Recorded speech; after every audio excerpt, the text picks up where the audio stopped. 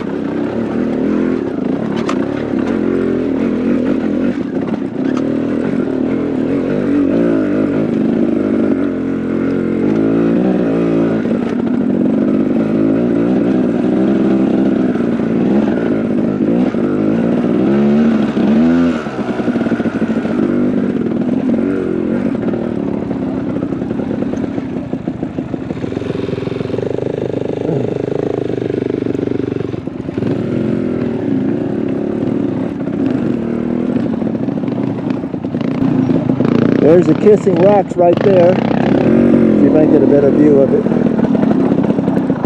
Yeah, there's the Kissing Rocks.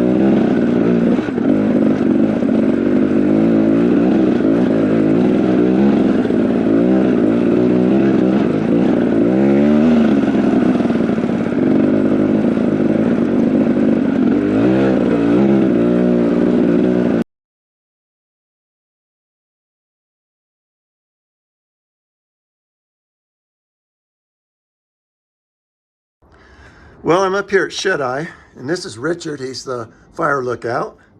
And this is his, if you've never been up here, this is his home away from home. My summer cabin. And we'll just take a look outside here for a minute. Always have to have American flag. And then I don't know if you can see it. Yeah, you can probably see if there's a fire out there. Richard thinks it's probably in wilderness. Hasn't heard anything about it yet. And then if you come over here, you can see Shaver. See if you can, Shaver's right there in the middle. Kind of hard to see. And I believe that's Millerton right down there. Still gonna be hard for you to see on a video. And you can see Hensley too sometime. There's Bass Lake right below us. So there's Bass Lake, if you can see that. Can't see much of it. And then sometimes you can see Hensley, but it's way out there where it's turning, where it's yellow out there. So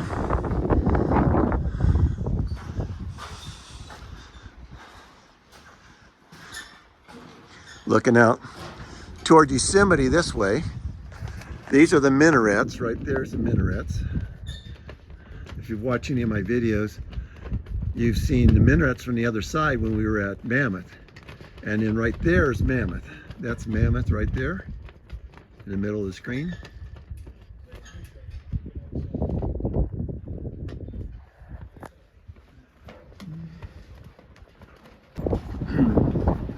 There's our bikes down there. Husky 450 and my KTM Freeride 250. This is called the Osborne Firefinder. I believe it was designed back in the 30s. And it's still used almost in every lookout, all across the country.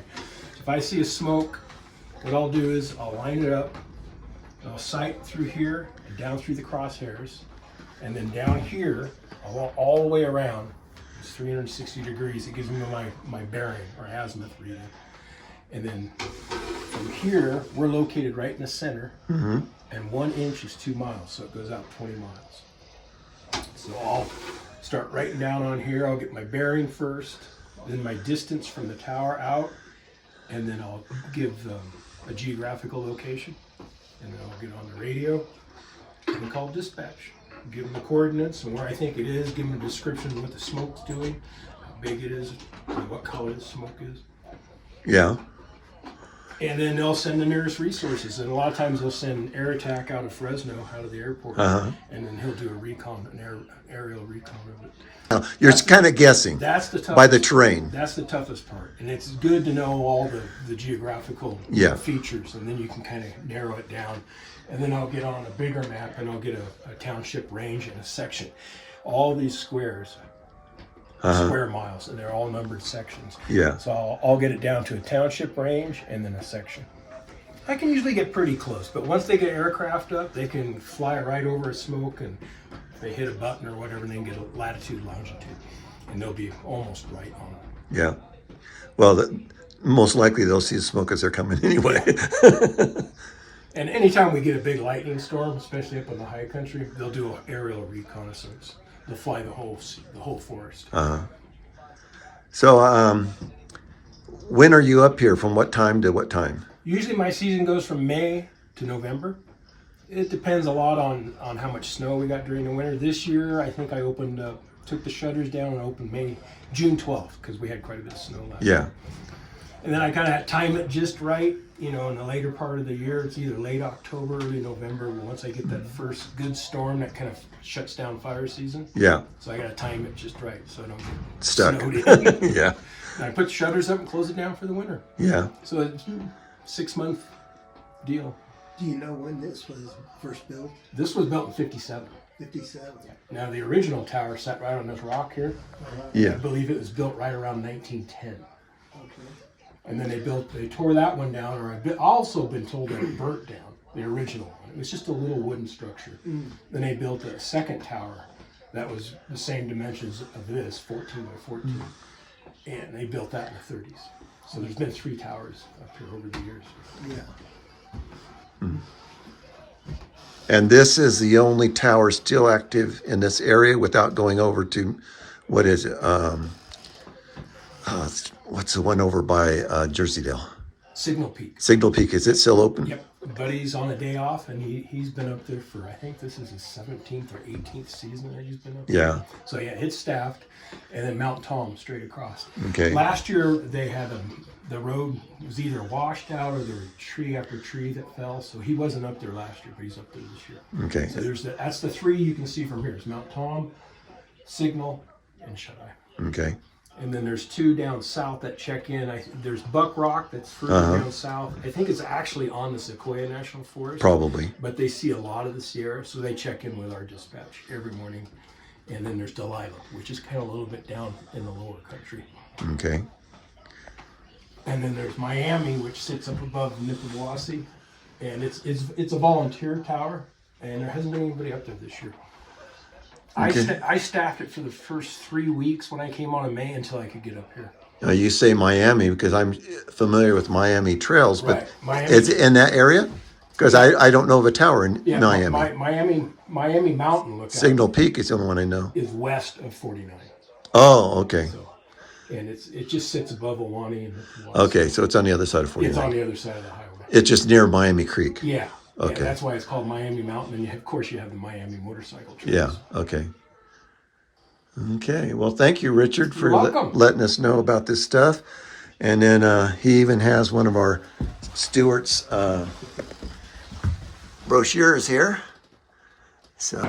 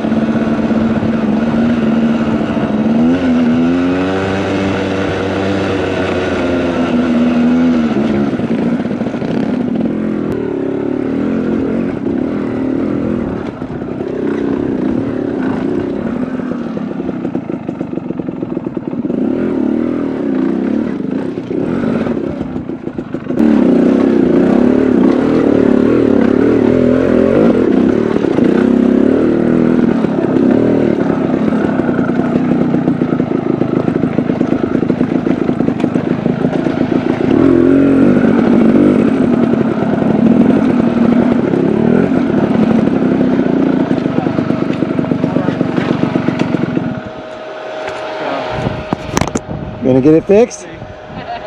Hopefully. Just starting to work on it? Just started, yeah. Yeah.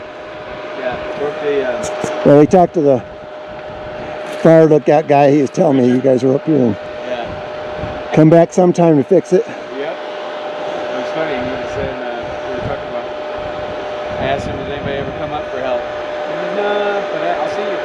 See him sitting down there for 2 or 3 days. Yeah. And they come back and get it. Yeah. And sure as shit, on the way down.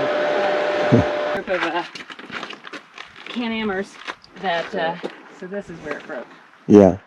I was split wide open. I pounded it back together. But Yeah, it's- Yeah, pounded I it. don't think it registered. Did you? Probably not. But they- The coils are about ready to pop out. Mm. Yeah. So, Oh, yeah. wow. But I'm gonna see if I can get the axle rotated back to where it should be, so that way when I get the new part, I Yeah, can get it in. yeah, it'll be And just go ready up here to, and zip, zip. yeah, Yeah. be ready.